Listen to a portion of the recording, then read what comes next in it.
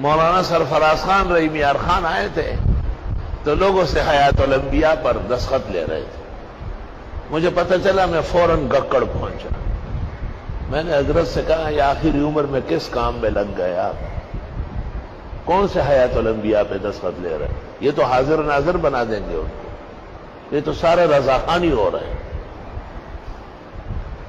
میں نے کہا حیات بھی برحق ہے بل احیاء، اور وفات بھی برحق ہے، اموات غیر احیاء.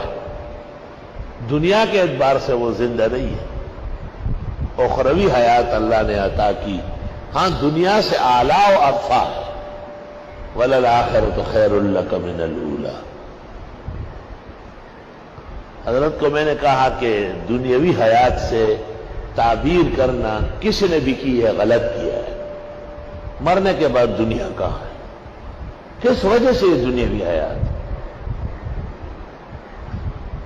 وہاں 2-3 پنجاب کے مولوی تھے، وہ مجھ سے جنگ کرنے لگے، لیکن شیخ نے ان کو کہا کہ آرام سے